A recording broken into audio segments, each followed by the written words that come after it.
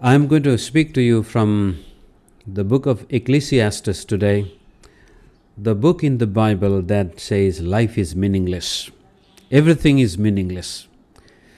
That sounds very strange from a Bible to say such a thing, but that's what the writer of Ecclesiastes, Solomon came to that conclusion after having all the power in the world, all the wealth that he could gather, the wisdom he could gather, a man very powerful, a man very wise, a man very wealthy.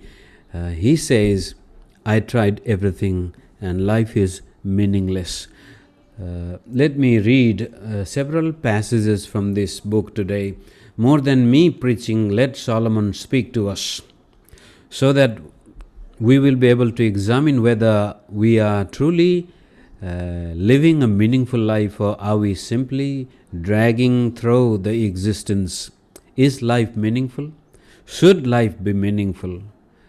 Should I enjoy life, or should I simply drag on in this drudgery of living? This is how he started the book.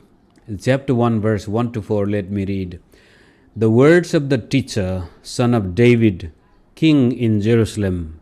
He doesn't say, I am Solomon, but we can guess this must be Solomon. Meaningless, meaningless, says the teacher. Utterly meaningless. Everything is meaningless. That's how he began the book. The wisest man in the world. What do people gain from all their labors or works, at which they toil under the sun? Generations come and generations go, but the earth remains forever. He goes on to outline how the natural cycle continues. Man comes and man goes, but nothing is so stable. And then he goes on to say in verse 8, all things are wearisome, more than one can say.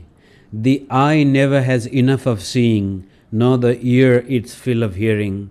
What has been will be again, what has been done will be done again. There is nothing new under the sun. A philosopher, it's called philosopher's nightmare sometime. When we come at a stage in life when everything becomes meaningless, nothing gives us meaning. The more we reflect in life, the more burdensome we become. I think Solomon comes to that stage. Verse 10, is there anything of which one can say, look, this is something new? It was here already long ago. It was here before our time. No one remembers the former generations, and even those yet to come will not be remembered by those who follow them. So the meaninglessness of life is explained in many different ways by Solomon in this book. There is nothing new, as it has been, and it will always be. Maybe things may look different, but in reality they are the same. In this meaningless world, there are some things, he said, man must do. Something is better. And one of the things that is better, he says, is wisdom is better than folly. Goodness is better than evil. So, in many places he will say, wisdom helps you to find meaning in this meaningless world. If you're a wise person, you have eyes in your head, he says. A wise man has eyes in his head, so that he can make sense. So wisdom is better than foolishness, and goodness is better than evil. That he, throughout the book, he will say. But there is something else he says to those who live in this meaningless world to do while they live, and do it in such a way that makes life a bit of a meaningful life. Let me read in chapter 2, verse 24 to 26. In many places he says, but I'll read few passages as we go along this book. In verse 24 he says, a person can do nothing better than to eat and drink and find satisfaction in their own work or toil. Eat, drink and be merry Be happy, for tomorrow you will die. That is the Epicurean's philosophy from the long ages ago. You don't know what will happen tomorrow, so eat, drink, and be happy today. That is a humanistic ideology. And this man also comes to that conclusion, says this way: a person can do nothing better than to eat and drink and find satisfaction in their own toil. Now, eat, drink, and be merry in the context of your own work. Be happy in what you are doing. That's what he says. In this meaningless world, one thing a man can do is to find satisfaction in whatever he is doing. And later chapter he is going to say, whatever you find to do, do it with all diligence. So here he says, eat, drink, and be happy and satisfied with your work. But that's not the end. This too, verse 24, this too I see is from the hand of God. Eating, drinking, and being happy is also not a man-made condition. This too, be able to eat, be able to drink, and be able to satisfied in what we do is also comes from the hand of God. For without Him, without God, who can eat or find enjoyment? This is the wisest man speaking, who even had forsaken God and started to worship idols. And he says, one thing you do, eat and drink and be happy in what you do. But remember, that is also a gift of God. Who can be happy? Who can enjoy without Him? Verse 25, 26, to the person who pleases. This is much more deeper than what we sometimes make out of this book. Oftentimes we read this book as though life is meaningless. So Solomon is telling there is no use of anything. But verse 26 is very fearful.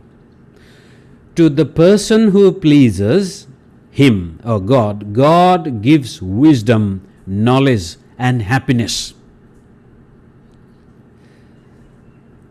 Book of Ecclesiastes is a very, very deep theological and philosophical book. And it is very practical. Daily existence is included in it. So the person who pleases God, God gives him wisdom, knowledge, and happiness. But to the sinner, that is the fearful part. But to the sinner, He gives the task of gathering and storing up wealth, to hand it over to the one who pleases God. Look at that. He will say everything is meaningless in the context of a person who cannot please God, who does not want to please God. For him it is meaningless to work. For him it is meaningless to earn money. For him it is meaningless to save. For him it is meaningless to have a big fat bank account or lots of property, because in chapter 2 whole thing he says, after you die, you don't know how it will go, who will enjoy it. So here verse 26 is the reason he says, be happy in what you do, eat and be happy. Use whatever God has given at this time in a meaningful way, because this also comes from God. How does it come? To the person who pleases God, God will hand over the wealth of the person who does not please God. Now it doesn't look so righteous at this time, but the fact of the matter is the kingdom of God works in a very different system. So therefore, but to the sinner He gives the task of gathering and storing up wealth, to hand it over to the one who pleases God. This too is meaningless, a chasing after the wind. Now, pleasing God is not meaningless. Pleasing God is not chasing after the wind, but earning money, gathering wealth, and toiling and working hard without knowing God or pleasing God is meaningless. It is like chasing after the wind. That's what the wisest man says.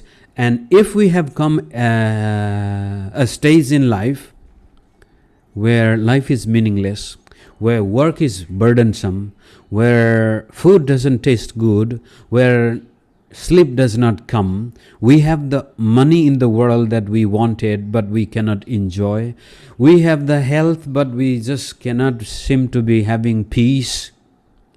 Somewhere down the road, there may be some disconnection between God and the way we live.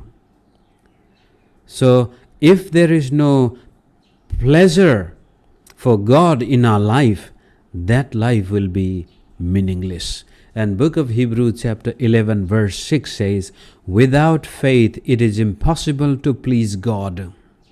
So once again we hit the theme in the New Testament, everything is possible for him who believes. So if you are working, you work by faith. How? You say, God, you have given me this job. This is my responsibility. And I'm not doing this job because I need money. I'm doing this job because I want to please you. By becoming a good worker, by doing something responsibly, I want to please you, God.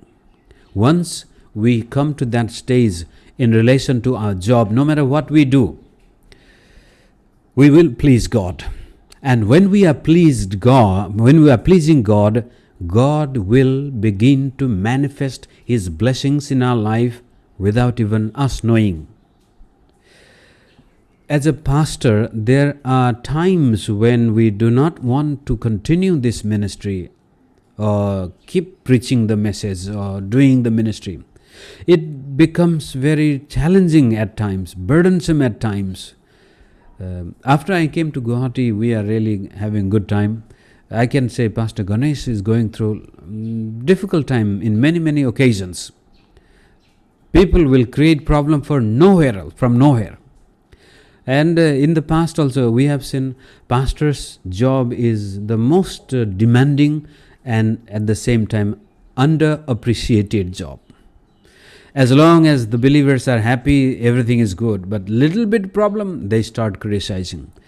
What makes a pastor continue to do this ministry in spite of those burdensome or critical responses? Because we want to please God. It is He who called us. In the same way, a clerk or a rickshaw puller, now in Guwahati, rickshaw puller's job is very tough during the summer. Throughout the year it is like that here. A rickshaw puller can become very bitter, resentful. Anybody who sits on his rickshaw behind, he can become very angry if he sees a rich and wealthy person driving an expensive car and not giving him a side. He can become very bitter and not glorify God. But at the same time, same rickshawala, if he knows God and say, God, you've given me this job. I want to glorify you from this job. I know I have to take care of my family. I have to feed my wife and children. And this earning is not enough. I'm living in a very savvy place. But never mind, God. I want to glorify you. Whoever sits on my rickshaw, I want to share the gospel. I want to be a good human being. I want to present to them the image of a person who knows God. When a passenger shouts or fights and doesn't pay, even at that time, I will demonstrate your love, your kindness.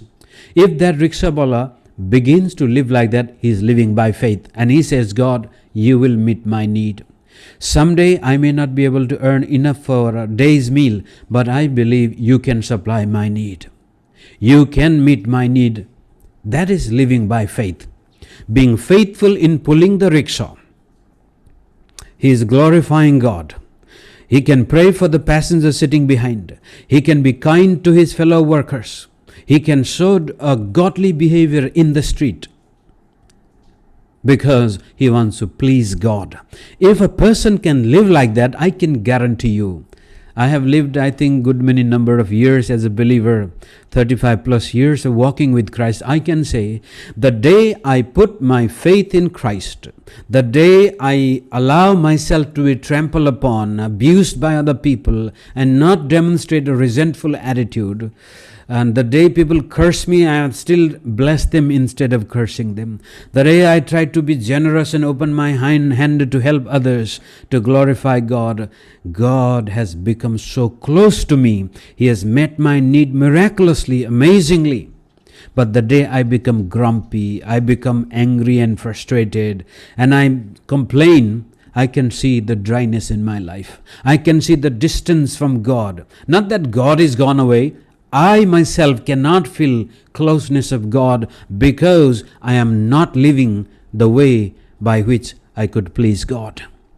So God has no problem with us. We can be angry and bitter and hopeless. We can live an unholy life. God is not going to be moved.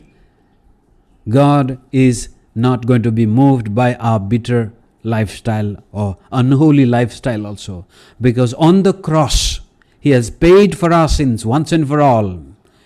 But it is going to cost us. It is going to make our life meaningless. If I'm a rickshaw puller, always full of bitterness and anger, I'm going to make my life miserable.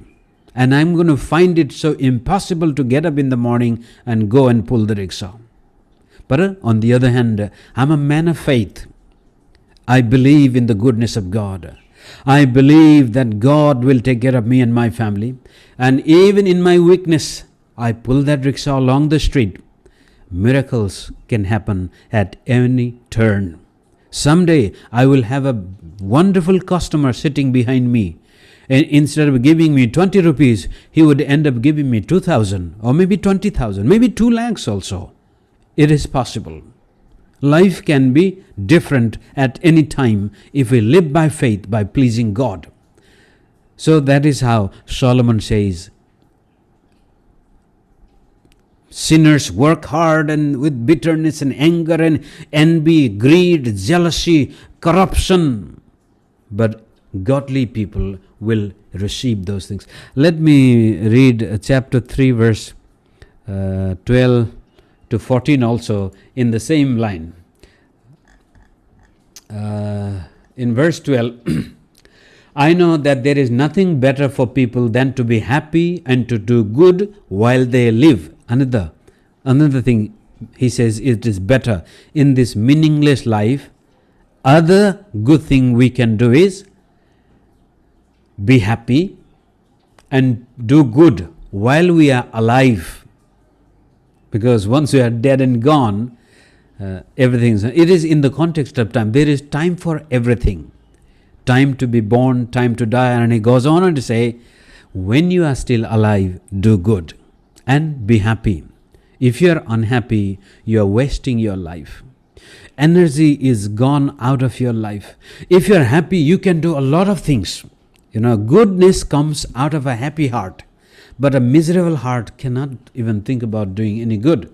So anyway, down through he says, be good, be happy and do good while you are still alive. And verse 22, verse chapter 3. So I saw that there is nothing better for a person than to enjoy their work. Be happy, enjoy your work, do good while you are still alive. In that way, you are pleasing God. When you are pleasing God, He is going to give you happiness. He is going to give you the ability to eat and drink and enjoy also. And your work is also going to find, and you're going to do good.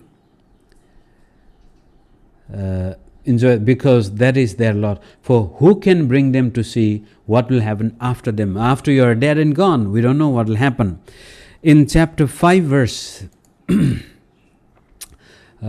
18 to 20, let me read another. In the same line he says this way, this is what I have observed to be good, that it is appropriate for a person to eat, to drink, and to find satisfaction in their toilsome labor under the sun during the few days of life God has given them, for this is their lot. Do good, be happy, and enjoy your work. Jesus said, don't worry for what to eat, what to drink, and what to wear. Don't worry for your basic sustenance. God gives you the ability to even enjoy the work. God gives you the ability even to receive what you did not work for. The sinner's work. Wait a minute, why is not listening to me? I want to read one more verse chapter 8, verse 15, and then I will close.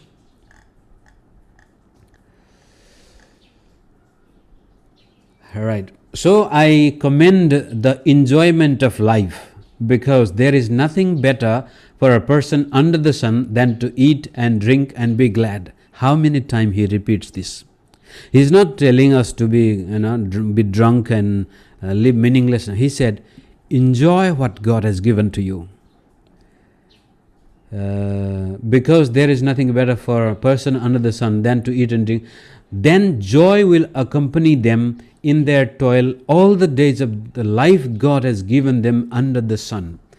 Every time he talks about eat and drink and be happy in your work, he is always connecting it to God. And finally, in chapter 12, verse 1, and my computer is bothering me today. It's not listening to give me the chapters here. So give me a moment. Ecclesiastes chapter 12, the conclusion of the matter will, in 11 he says, but from chapter 11 he concludes and he goes on to chapter 12. Remember your Creator in the days of your youth, before the days of trouble come and the years approach, when you will say, I find no pleasure in them. No pleasure in eating. Now you cannot enjoy. Once you are old, he talks about the beauty of getting old there. Once you are old, you cannot enjoy a lot of food. And you can't even go places you wanted to go. You cannot do what you wanted to do. So when you are young, remember God and then enjoy life. Be happy in life. How? Work hard. Work faithfully to please God. And God will give you the ability to enjoy life. God will give you the ability to find satisfaction in life. And you will not have to regret when you come to an old age. So remember your Creator in the days of your youth, before the days of trouble come and the years approach, when you will say, I find no pleasure in them. And the last conclusion, chapter 12, verse 13 and 14. Now all has been said. Here is the conclusion of the matter. Fear God and keep His commandments, for this is the duty of all mankind. For God will bring every deed into judgment, including every hidden thing, whether it is good or evil. So the conclusion is, when we are living, say, 60, 70, 80 years on this earth, these years should not be meaningless. But if we don't remember God, it could become meaningless. So many wonderful people who did not have God became tired of their own life and killed themselves. Many wealthy and successful people come to the end of their life bitter and miserable. But poor and destitute people also, if they have lived by faith, by pleasing God, they come to the end of their life with a beautiful countenance. They are happy, satisfied, content. One of the reasons why we cannot be happy is we always want to compare with others. We think others are richer than us. We think others have more than what we have. And whatever we have, instead of enjoying, we spend our time in jealousy, in envy, in competition, and trying to pursue some things that ultimately make our life meaningless. So, my conclusion today and my sharing with you is that don't wait for your life to come to a stage where you find no joy in whatever you do. Remember your Creator before the meaninglessness comes in your life. Live your life in order to please God. Do your job in order to please God. Have your family, have your business or whatever you do in order to please God. And you will never come to a stage where you will say, oh, life is burdensome, life is meaningless. Every single day can become beautiful, meaningful when we live in order to please God. The sinners or those who don't please God, they work hard day and night. But God gives the wealth of the sinners to those who please God. That is a biblical secret of a happy life. My wife and I used to watch some people who are living a wonderful life, especially like Kenneth Copeland or Joseph Prince or Benny Hinn, or sometimes we do watch their messages, and many people criticize them. They are living luxurious life, they are living this life and that life. But one day Kenneth Copeland was preaching, and he said, if God has promised you to bless without your toil and sweat, why are you so dumb to abandon God and go after the sweat and toil and hard work only? Why can't you believe God to bless you? He can bless you to the point where you don't have to sweat anymore. That's a matter of faith. Sometimes we criticize people from a distance without knowing what kind of life they are living. And instead of putting the Word of God into practice, we always find some explanation about our miserable condition and others' blessedness. We always think they must be corrupt, or they must be bad, or they must be cheating or deceiving. Who knows? God is giving His blessing to those who live in order to please Him. And we may think ourselves we are pleasing God in order, but in reality we may be far from God. We may be always grumpy and sad and murmuring and unhappy in doing what we are doing. Solomon says, do whatever you are doing with all diligence and be happy in it. And eat and drink and enjoy life. Because that too comes from God. Only God gives that. So, what is our job then? Our job is to live to please God. Live by faith. Live by trusting in Him. Get up in the morning and say, God, thank you for this day. Thank you for the family. Thank you for the health. Thank you for the food and the shelter and the clothes. I praise you. Now, how can I please you today? Help me. If I go out of my house, I want to please God. When I come to my house, I want to please God. If we have that kind of a disposition in our thinking, life could be beautiful, amazing, wonderful. And we will not come to the old age sad, angry, miserable, bitter human being. We will be glad, full of joy. Our gray hairs will demonstrate the goodness of God. Our children, our grandchildren will be happy to hang around with us. Sometimes we are old, angry and bitter, and no grandchildren they want to come nearby. Let's say God is a wonderful God who wants to give us meaningful life, not a meaningless life. So Solomon ultimately says, life is after all not meaningless. Meaningless, yes, if we refuse to remember our God when we are young. But once we get older, even if you believe in God also, you're going to miss a lot in life. So today, if you're young, be happy. But at the same time, know that God is watching.